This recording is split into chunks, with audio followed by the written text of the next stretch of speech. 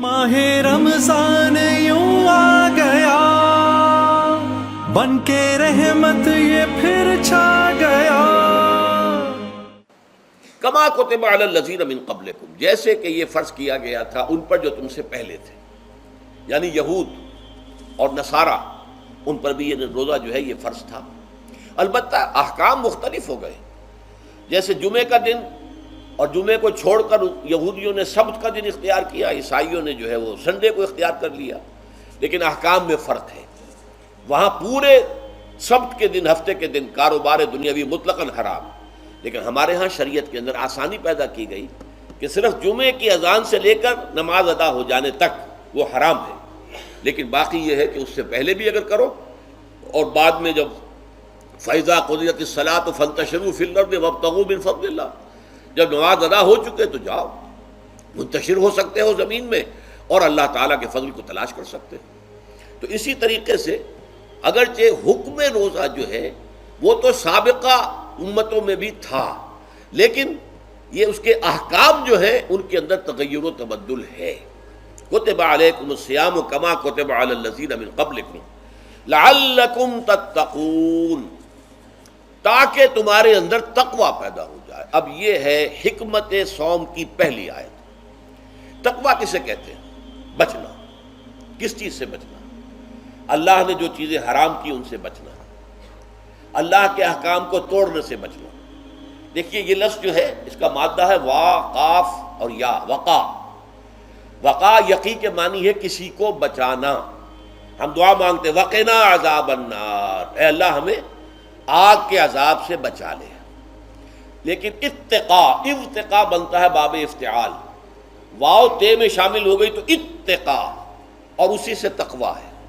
تقوی کے معنی کیا ہے؟ بچنا، خود بچنا. وقا یقی دوسرے کو بچانا. بچنا اللہ کے احکام کو توڑنے سے، اللہ کی حرام کردہ چیزوں میں ملوث ہونے سے، اللہ کے غضب سے، غصے سے، اللہ کی ناراضگی سے، اور آخرت میں اللہ کے عذاب سے. یہ بچنے کی روش ہے. پوری زندگی میں بھی اس کو جاری رکھو. یہ تقوی زندگی میں کیا ہوگا؟ اللہ کے احکام کو توڑنے سے بچنا، اللہ کی حرام کردہ چیزوں میں ملوث ہو جانا، ان کا استعمال کرنا، کھانے پینے سے متعلق ہوں یا وہ شہوت سے متعلق ہو یا کسی اور چیز سے متعلق ہو، اس سے بچنا. اور یہ بچنا جو ہے آخرت میں نتیجہ خیز ہوگا، جہنم سے بچاؤ ہو جائے گا، آگ کے عذاب سے نجات مل جائے گی. اچھا روزے کا اس سے تعلق کیا ہے یہ سمجھ لیجیے. دیکھیے ہمارے گناہوں کا سب سے بڑا سبب ہمارے نفسانی تقاضے ہیں. ہم ایک حیوان بھی ہیں اور حیوان سے برتر بھی کچھ ہے، وہ میں بعد میں عرض کروں گا، لیکن حیوان تو ہے. جیسے ہر حیوان کو کچھ خوراک کی ضرورت ہے، ہمیں بھی ضرورت ہے. ہر حیوان کو بقائے نسل کا معاملہ جنسی ہے، وہ ہمارا بھی ہے. ہر حیوان کو کوئی نہ کوئی سر چھپانے کی جگہ چاہیے، کوئی گھونسلہ ہو، کوئی کھو ہو، کوئی بل ہو، کچھ بھی ہو، اسے چاہیے آخر. اسی طریقے سے ہمارے سارے تقاضے ہیں. حیوانات کو بھی آرام چاہیے، ہمیں بھی آرام چاہیے. یہ حیوانی تقاضے جو ہیں جن کو ہم کہیں گے اینیمل انسٹنکٹس، ہمارے وجود کے اندر ہیں یہ، اور ان کا تقاضا ہمارے اندر سے ابھرتا ہے. اسی کو اڈ اینڈ لیبیڈو کہا ہے فرائڈ نے. جدید نفسیات کا بابا آدم جو ہے وہ فرائڈ ہے. اس نے اسے اڈ اور لب سے تعبیر کیا ہے، اس سے اوپر سیلف کو لایا ہے، اور اس کے بعد جو ہے وہ سپر ایگو ہے. تو یہ تین درجے اس نے متعین کیے ہیں، اور میں اس کی دقت نظر، ایکیوٹی آف آبزرویشن کا بہت قائل ہوں. اگرچہ نظریات کا جو نتیجہ اس نے نکالا ہے وہ غلط ہے، لیکن ایکویٹی آف آبزرویشن کا قائل ہوں کہ اس نے انسانی شخصیت کے 3 لیولز کو آئیڈینٹیفائی کیا ہے. یہی 3 لیولز ہمارے ہاں ہیں، نفس، قلب، روح. یہ 3 لیولز ہیں. اس نے کہا اڈ اینڈ لیبیڈو یہ لوسٹ ہے، پھر ایگو، سیلف، پھر سپر ایگو. 3 لیول وہ بھی مانتا، اگرچہ ان کی تعبیر اس نے غلط کی ہے، لیکن جہاں تک اڈ اور لیبیڈو کی تعبیر ہے وہ صحیح ہے. وہ حیوانی تقاضے ہیں. اچھا ان حیوانی تقاضوں کے بارے میں یہ بات بالکل واضح رہنی چاہیے کہ یہ اندھے بہرے ہیں. انہیں صرف اپنی گریٹیفیکیشن، اپنے تسکین سے جو ہے ساری بحث ہے. اس سے کوئی غرض نہیں کہ حلال ذریعے سے ہو، حرام ذریعے سے ہو. پیٹ کھانے کو مانگتا ہے بھوک کے اندر، اب آدمی جو ہے حرام کے اندر بھی بیمار بیٹھتا ہے، یہاں تک کہ خود شریعت اجازت دیتی ہے کہ اگر جان پر بن جائے آدمی جو ہے وہ فاقے سے مر رہا ہو تو وہ کوئی حرام چیز کھا کر بھی اپنی جان بچا سکتا ہے، لیکن عام حالات میں نہیں۔ لیکن ہو سکتا ہے ہمارا چٹخارا جو ہے وہ حرام کی طرف ہمیں لے جائے، کسی کو واقعتاً اللہ نہ کرے کہ سور کے گوشت کا چسکا لگ جائے، وہ اس کے بغیر بچتا ہی نہیں، کھاتا ہے، شراب کی عادت ہو گئی پیتا ہے، یہ نہیں۔ تو ہمارا پیٹ مانگتا ہے اور اسے اس سے غرض نہیں کہ حلال سے کھایا ہے یا حرام سے کھایا ہے۔ ہماری شہوت اپنی تسکین چاہتی ہے، اسے اس سے غرض نہیں کہ حلال سے یا حرام سے، جائز سے یا ناجائز سے۔ اسی طریقے سے ہمارے تمام تقاضے جو حیوانی ہیں، ایک تو یہ کہ بہت زوردار ہیں، اور چونکہ وہ اندھے بہرے ہیں لہذا جو قرآن میں کہا گیا ان النفس لامارۃ بالسوء، یہ نفس تو بدی کا حکم دیتا ہی ہے، یہ گویا کہ اس کے اندر رجحان جو ہے انہیرنٹ ہے کہ وہ بدی کی طرف انسان کو ترغیب دلاتا ہے، چاہے وہ اپنی ضروریات سے متعلق ہو، چاہے چٹخاروں سے متعلق ہو، چاہے جو بھی لذت اسے درکار ہے اس سے متعلق ہو، چاہے وہ جنسی لذت ہے اور چاہے وہ طعام کی، یعنی جسے ہم کہتے ہیں کہ انسان جو ہے وہ اپنے پیٹ اور فرج کا غلام بن کر رہ جائے، اس لیے کہ جو تقاضا بھی آیا ہے اس کو وہ پورا کر رہا ہے۔ یہ جو کیفیت انسان کی ہے، اس کے لیے ایک مشق جو ہے وہ روزہ فراہم کرتا ہے۔ روزے کے آپ نے 12، 13، 14 گھنٹے کا بھی روزہ ہوتا ہے، بعض جگہوں پر 16، 17 گھنٹے کا روزہ ہوتا ہے۔ اس عرصے میں آپ اپنے نفس کو حلال چیزوں سے بھی روکے رکھتے ہیں۔ اس منہ زور گھوڑے کو جو ہے آپ اس کی لگام کس کر رکھتے ہیں کہ حلال بھی نہیں کھانے دے رہے، بھوک لگی ہوئی ہے، کھانا بہترین موجود ہے، نہیں کھا سکتے، اللہ کا حکم نہیں ہے، اللہ کی اجازت نہیں۔ شدید پیاس ہے، بہترین مشروبات فریج میں رکھی ہوئی ہے، نہیں کھا سکتے، نہیں پی سکتے، جائز نہیں ہے، حالانکہ حلال ہے، حرام نہیں ہے۔ بیوی موجود ہے، یا جیسے کہ لونڈیوں کا معاملہ ہوتا تھا، لونڈی موجود ہے، لیکن نہیں، آپ اپنی شہوت جو ہے وہ اس سے پوری نہیں کر سکتے۔ یہ پابندیاں نفس کے اوپر لگانا، یہ ایک مشق ہے، یہ ایک ریاضت ہے۔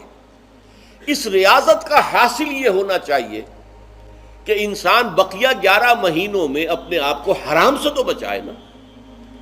یہاں وہ حلال سے رکا ہوا ہے اللہ کے حکم سے، کہ حلال چیز بھی نہیں کھا رہا، دن بھر نہیں پی رہا، دن بھر نہیں اپنی کوئی شہوت پوری کر رہا، دن بھر حلال ذرائع سے بھی، تو اس سے اس کے اندر یہ ایک، اس کو ہم کہیں گے سیلف کنٹرول پیدا ہو جائے، اپنے نفس کو قابو میں کر لے۔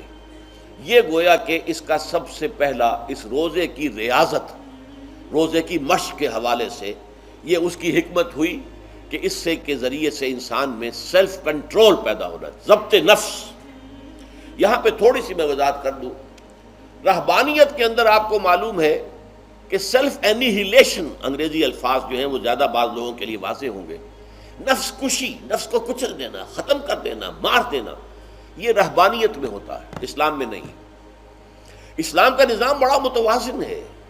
ان لنفسک علیک حقا وان لزوجک علیک حقا وان لزورک علیک حقا۔ حضور نے فرمایا دیکھو تمہارے نفس کا بھی تم پر حق ہے، اسے مناسب حد تک آرام دینا بھی تمہارے ذمے ہے، اسے غذا بہم پہنچانا بھی تمہارے ذمے ہے۔ فرق صرف کیا ہے، حلال سے ہو حرام سے نہ ہو۔ اس کی شہوت کو پورا کرنا بھی تمہارے ذمے ہے، فرق صرف کیا ہے، جائز راستے سے ہو حرام سے نہ ہو۔ اس کا نام ضبط نفس ہے، سیلف اینیہیلیشن، نفس کو کچل دینا۔ یہ جو تپسیاں جو ہیں ہندو سادھو کرتے رہے ہیں، اور جو سب سے زیادہ معاملہ جو ہے وہ جو راہب ہوتے تھے حضرت مسیح علیہ السلام کے پیروکاروں میں، انہوں نے تاریخ کے اندر جو مثالیں دی ہیں اس کا جو ہے اندازہ کرنا مشکل ہو جاتا ہے کہ کس درجے وہ لوگ اپنے نفس کو کچل دیتے تھے، جس کا قرآن مجید میں سورہ حدید میں ذکر بھی ہے۔ اکثر لوگ تو پابندی نہیں کر سکتے تھے، اپنے اوپر پابندیاں لگانے کے بعد غلط راستوں پر بھی چل پڑتے تھے، لیکن جو لوگ ان پابندیوں کو نبھاتے تھے وہ کس انتہا تک جاتے تھے۔ کبھی آپ جو ہے ہسٹری آف کرسچن مناسٹسزم پر جو تاریخ کی کتابیں لکھی گئی ان کو پڑھیں تو اندازہ ہوگا۔ مولانا مودودی نے تفہیم القرآن میں اس کا کچھ حوالے دیے ہیں، اور واقعہ یہ کہ رونگٹے کھڑے ہو جاتے ہیں انسان پر کہ اس درجے میں انہوں نے اپنے نفس کو کچلا تھا۔ ہمارے صوفیہ کے ہاں بھی بعض ایسی روایات صحیح ہیں یا غلط بیان کی جاتی ہیں، لیکن اسلام کا اصل معاملہ کیا ہے، توازن، اعتدال۔ تمہارے نفس کا بھی تم پر حق ہے، ان لنفسک علیک حق ہے، تمہاری بیوی کا بھی تم پر حق ہے، وَإِنَّ لِزَوْجِكَ عَلَيْكَ حَقًّا، اور تمہارا جو بھی کوئی ملاقاتی آئے، کوئی دوست ہے، اس کا بھی زورِكَ عَلَيْكَ حَقٌّ، زیارت کرنے کے لیے کوئی آیا اس کا بھی حق ہے، ان کے حقوق ادا کرو۔ حضرت عبداللہ ابن عمرو ابن العاص رضی اللہ تعالی عنہما صحابہ کرام میں اس اعتبار سے بہت ممیز تھے کہ ان پر عبادت جو ہے، عبادت گزاری کا اتنا غلبہ ہو گیا تھا، ہر روز روزہ رکھتے تھے اور رات کو پوری رات کھڑے رہتے تھے۔ حضور کو اطلاع دی گئی، حضور نے طلب کیا فوراً، آپ نے فرمایا یا عبداللہ الم نخبر، کیا ہمیں یہ خبر نہیں دی گئی انک تصوم الدہر وتقوم اللیل، کہ تو ہمیشہ رات کو کھڑا رہتا ہے نماز میں اور ہر روز روزہ رکھتا ہے۔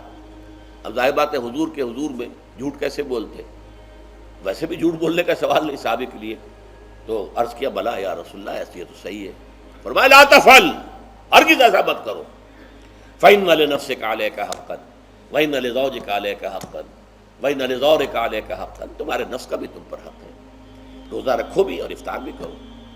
بہترین روزہ جو ہے وہ حضرت داؤد علیہ السلام کا تھا، ایک دن روزہ رکھتے تھے، ایک دن افطار کرتے تھے، لیکن یہ ہے کہ آپ ہفتے میں 2 دن روزے حضور کے ہیں، سوموار کو اور جمعرات کو، مہینے میں 3 روزے یہ ہیں، اس میں گویا کہ سنت پر عمل بھی ہو جائے گا، لیکن یہ کہ ہمیشہ روزہ رکھنا، بلکہ یہاں تک کہا گیا ما صام من صام الدہر، جو ہمیشہ روزہ رکھتا ہے اس نے کوئی روزہ رکھا ہی نہیں۔ کیا مطلب؟ یہ تو اس نے اپنی ہیبٹس بدل لی ہیں، ہیبٹس ہو گئی ہیں یہ کہ سارا دن بھر نہیں کھانا، صبح کھانا شام کو کھانا، بس یہ تو اس نے اپنی ہیبٹ بدل لی ہے، روزہ ہیبٹ بن گیا اس کا۔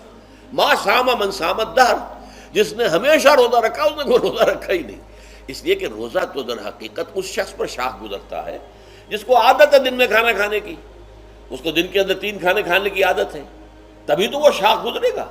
اگر وہ عادت ہی آپ نے بدل لی ہے تو ظاہر بات ہے کہ پھر روزے کی جو برکت ہے وہ تو ظاہر نہیں ہوگی۔ تو بہرحال اس اعتبار سے غور کیجئے کہ یہ پہلا حکم جو ہے روزے کا، لعلکم تتقون، تاکہ تمہارے اندر تقوی پیدا ہو جائے، اپنے نفس پر کنٹرول پیدا ہو۔ هي الحلقات تحفظني بآيات من القرآن، هي الحلقات تملأني بحب المصطفى العدنان.